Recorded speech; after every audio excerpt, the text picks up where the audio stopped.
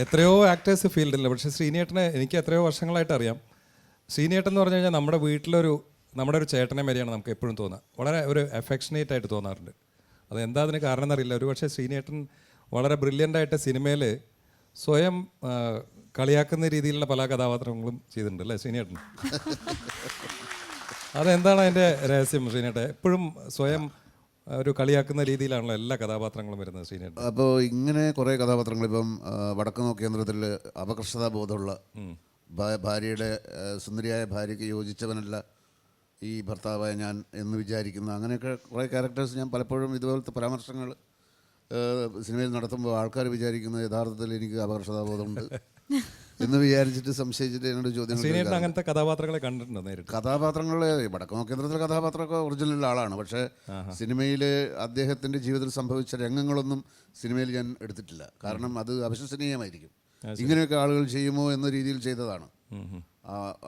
അയാൾ മദ്രാസിൽ വെച്ച്, അത് ഞാൻ പല സ്ഥലത്തും പറഞ്ഞിട്ടുള്ളതാണ്, മദ്രാസിൽ വെച്ച് ഞാൻ പരിചയപ്പെട്ടിട്ടുള്ള ഒരാളാണ്. പരിചയപ്പെടില്ല, വളരെ അടുപ്പമുണ്ടായിരുന്ന ഒരാളാണ്. മലയാളിയാണ്. അപ്പോൾ അങ്ങനെ അവിചാരിതമായി ജീവിതത്തിൽ നിന്ന് നേർക്ക് നേരെ ഒരു ക്യാരക്ടറിനെ എടുക്കുന്ന സംഭവങ്ങൾ വളരെ അപൂർവമാണ്. അങ്ങനെ കിട്ടാറില്ല. പക്ഷേ അയാൾ ആ കഥാപാത്രം ചെയ്യാനിടയുള്ള കാര്യങ്ങൾ എൻ്റെ ഭാവനയിൽ സങ്കല്പിച്ചുണ്ടാക്കിയതാണ് വടക്കുനോ കേന്ദ്രം എന്ന് പറയുന്നത്. ശരി. എൻ്റെ ശാരീരികവും പിന്നെ സൗന്ദര്യപരവുമായ പരിമിതികളെ എത്രത്തോളം കളിയാക്കി അത് കച്ചവട ചരക്കാക്കി മാറ്റാമെന്നുള്ളതാണ് എൻ്റെ ആലോചന. ശരി. സാധാരണ വളരെ ഇന്റലിജന്റ് ആയിട്ടുള്ള ആൾക്കാർക്ക് അത് ചെയ്യാൻ പറ്റുള്ളൂ എന്ന് പറഞ്ഞിട്ടുണ്ട്. അപ്പോൾ ശ്രീനേട്ടൻ തീർച്ചയായിട്ടും ഒരു ഇന്റലിജന്റ് ജീനിയസ്. ആക്ച്വലി ഇവിടെ വന്നപ്പോൾ ഞാൻ തന്നെ നെർവസ് ആയിട്ടിരിക്കുന്നു. കാര്യം എന്താണെന്ന് വെച്ച് കഴിഞ്ഞാൽ താങ്കൾ തമാശ പറഞ്ഞു കഴിഞ്ഞാൽ ഇങ്ങനെ അതേ എക്സ്പ്രഷനോട് കീപ്പ് ചെയ്യും. അപ്പോൾ ശരിക്കും അലേർട്ടായിട്ടിരുന്നോളണം. ആരുടെയാണ് ശ്രീനേട്ടന് ഈ സെൻസ് ഓഫ് ഹ്യൂമർ കിട്ടിയിട്ടുള്ളത്? അമ്മയാണോ അച്ഛനാണോ ആരാണ്? നമ്മൾ ഒരുപാട് ജീവിതത്തിൽ പ്രശ്നങ്ങൾ ഉണ്ടായിട്ടുണ്ട്. എൻ്റെ ജീവിതത്തിൽ എല്ലാവരുടെ ജീവിതത്തിലും ഓരോരോ പ്രശ്നങ്ങൾ കാണും. അപ്പോൾ അത് എങ്ങനെ നോക്കിക്കാണണം എന്നുള്ളതാണ്. അത് ഒരു പരാജയമായിട്ടും വീഴ്ചയായിട്ടും ദുഃഖമായിട്ടും നമ്മുടെ മനസ്സിലേക്ക് എടുത്താൽ നമ്മൾ തകർന്നു പോകും. അപ്പോൾ അതിനുള്ളൊരു പ്രതിവിധി എന്നുള്ള രീതിയിൽ കാര്യങ്ങളെ ഒരു കുസൃതി കണ്ണോടുകൂടി നോക്കിക്കാണുന്നതായിരിക്കും കുറച്ചുകൂടി ജീവിതത്തെ അഭിമുഖീകരിക്കാൻ നല്ലത് എന്ന് തീരുമാനിച്ചതിൻ്റെ ഫലമായിട്ടാവാം ഇങ്ങനെ ഒരു കാഴ്ചപ്പാട് എനിക്കുണ്ടായതെന്നാണ് ഞാൻ വിചാരിക്കുന്നത്. ശരി. ഞാൻ എവിടെയോ വായിച്ചിട്ടുണ്ട്, ശ്രീനേട്ടൻ്റെ അമ്മ ദിവസം പത്രം വായിക്കും, അതിൽ ചരമക്കോളങ്ങളാണ് അത്ര അമ്മ. അതായത് അമ്മയുടെ പിന്നെ അടുത്ത കൂട്ടുകാരിയായിരുന്ന ബന്ധുവായിരുന്ന സ്ത്രീ മരിച്ചു കഴിഞ്ഞതിന് ശേഷം അന്ന് മുതൽ മരണഭയം അമ്മക്കുണ്ടായി. അത് കുറേ വർഷങ്ങൾക്ക് മുമ്പാണ്. ഇതുവരെ അമ്മ മരിച്ചിട്ടില്ല. അപ്പോൾ ചരമകോളങ്ങൾ സ്ഥിരം വായിക്കുന്ന അമ്മ. ചരമകോളങ്ങൾ ഇങ്ങനെ സ്ഥിരമായിട്ട് രാവിലെ പത്രം വന്നു കഴിഞ്ഞാൽ ഉടനെ ചരമകോളങ്ങളിലേക്ക് പേജ് മറിയും. അവിടെ ഇങ്ങനെ നോക്കിക്കൊണ്ടിരിക്കും. അപ്പോൾ ഞാനത് കുറച്ച് ദിവസമായിട്ട് ശ്രദ്ധിക്കുന്നുണ്ടായിരുന്നു. ഒരു ദിവസം ഞാൻ പറഞ്ഞു, ഇങ്ങനെ മറ്റുള്ളവരുടെ ഫോട്ടോ വന്നാൽ മതിയോ, സ്വന്തം ഫോട്ടോ വരണ്ട ഇതിൽ. ഞാനിത് വായിച്ചിട്ട് കുറേ ചിരിച്ചിട്ടുണ്ട്. അപ്പോൾ എപ്പോഴെങ്കിലും ശ്രീനേട്ടനെ കാണുമ്പോൾ ഇത് ചോദിക്കണം എന്ന് വിചാരിച്ചു. അത് സത്യമാണ്. സാധാരണഗതിയിൽ ഇത് പറഞ്ഞാൽ ആള് അത് മതി ചാവാൻ. പക്ഷെ അമ്മ ഒരു 20 മിനിറ്റ് നേരം ചിരിച്ചു. അപ്പോൾ അമ്മയുടെ ഒരു വയസ്സ്, ഒരു 10 വയസ്സ് അന്ന് നീട്ടി കിട്ടിയിട്ടുണ്ട് ആ ചിരിയിൽ. അമ്മയ്ക്ക് അങ്ങനെ എടുക്കാൻ പറ്റും എന്നുള്ളത് കൊണ്ട് എനിക്ക് മനസ്സിലായതുകൊണ്ടാണ് ഞാനത് പറഞ്ഞത്. അല്ലെങ്കിൽ അത് മതിയല്ലോ എന്നെ ശപിക്കാനും ഒറ്റ സംഭവം മതിയല്ലോ.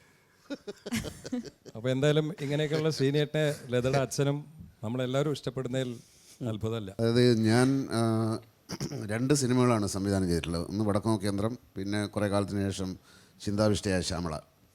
ഈ 2 സിനിമകളുടെയും സംഗീത സംവിധായകൻ എന്ന് പറയുന്നത് ജോൺസൺ ആയിരുന്നു. മായാമയൂരം എന്ന് പറയുന്ന ഒരു പാട്ട് ഇതിനകത്തും വടക്കുനോ കേന്ദ്രത്തിലും, പിന്നെ ചിന്താവിഷ്ടയായ ശ്യാമളയിൽ 2 ഗാനങ്ങളുണ്ട്. അതൊന്നും ഒരു മലയ്ക്ക് പോകുന്ന ഒരിത്, പിന്നെ ആരോടും മിണ്ടാതെ ദാസേട്ടൻ പാടുന്നൊരു പാട്ട്.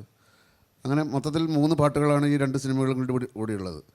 ഈ പറഞ്ഞത് ഇദ്ദേഹം ശ്രീ ജയേന്ദ്രൻ പറഞ്ഞതുപോലെ തന്നെ ഈ ഗാനം എന്നെ സംബന്ധിച്ചിടത്തോളം വളരെയധികം ഒരു ജോൺസണിൽ നിന്ന് തികച്ചും അപ്രതീക്ഷിതമായി പോയ ഇതല്ല. നമ്മളേറ്റവും ഇൻ്റലിജൻ്റ് ആയിട്ടുള്ള ഒരു മ്യൂസിക് ഡയറക്ടറായിട്ട് എനിക്ക് പലപ്പോഴും തോന്നിയിട്ടുണ്ട്. പ്രധാനമായിട്ടും ഈ ഗാനങ്ങൾ ഉണ്ടാക്കുന്നതിനപ്പുറത്ത് ഇദ്ദേഹം ഈ 2 എൻ്റെ സിനിമാ അനുഭവം വെച്ചിട്ട് 2 സിനിമകൾക്കും വേണ്ടി ഈ റീറെക്കോർഡിങ് സപ്പോർട്ട് ഉണ്ടല്ലോ, മ്യൂസിക്, നമ്മുടെ സീനുകളെ സപ്പോർട്ട് ചെയ്യാൻ വേണ്ടിയിട്ടുള്ള മ്യൂസിക് കൊടുക്കുന്ന സമയത്ത് അദ്ദേഹം ചില കാര്യങ്ങൾ അദ്ദേഹം പറയുന്ന കാരണങ്ങൾ ഉണ്ടല്ലോ, എന്തിന് മ്യൂസിക് ഇല്ലായ്മ എന്ന് പറയുന്ന ആ ഒരു സെൻസ് ഉണ്ടല്ലോ, നിശബ്ദതയുടെ പ്രസക്തി, അതൊക്കെ മ്യൂസിക്കിൽ പെട്ടതാണ്. നിശബ്ദതയടക്കം സംഗീതമാണ്. അപ്പോൾ ഈ ചിന്താവിഷ്ടയായ ശ്യാമള എന്ന് പറയുന്ന സിനിമയിൽ ഒരു രംഗത്ത് എന്നെ ശബരിമലയിലേക്ക് മാലയിടിയിക്കാൻ വേണ്ടി തിലകൻ ചേട്ടൻ, എൻ്റെ അച്ഛൻ, എൻ്റെ കഥാപാത്രം വരികയും ശബരിമലയ്ക്ക് മാലയിടണം എന്ന് തിലകൻ ചേട്ടൻ പറയുന്ന, ഫസ്റ്റിൽ പറയുന്ന ആ സമയത്ത് ഞെട്ടലോടുകൂടിയുള്ള എൻ്റെ ഒരു നോട്ടമുണ്ട്. അപ്പോൾ സ്വാഭാവികമായിട്ടും നമ്മളുടെ ഒരു ശീലം വെച്ചിട്ട് അവിടെ ഒരു അടിയടിക്കും, സിമ്പൽ. ഇപ്പോൾ ആ സിനിമ കണ്ടാൽ അറിയാം. എന്നോട് ജോൺസൺ പറഞ്ഞ കാര്യം എന്താണെന്ന് വെച്ചാൽ വളരെ സെൻസിറ്റീവായിട്ടുള്ള ഒരു സംഭവമാണത്.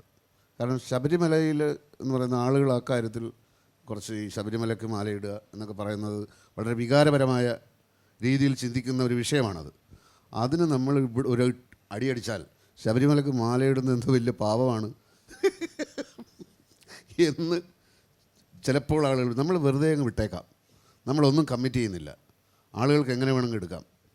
ഞാൻ അവിടെ മ്യൂസിക് ഇടണമെന്ന് പറഞ്ഞതുകൊണ്ട് എന്നെ എതിർത്ത് പറഞ്ഞതല്ല, പക്ഷേ ഇതിനുള്ള കാരണമായിട്ട് അപ്പോൾ ഇത്രയും ചിന്തിക്കുക എന്നൊക്കെ പറയുന്നൊരു സംഭവം. വേറൊരു കാര്യം എന്ന് പറയുന്നത് ജോൺസൺ വളരെ വ്യക്തിത്വമുള്ള ഒരു വ്യക്തിയും കൂടിയാണ്.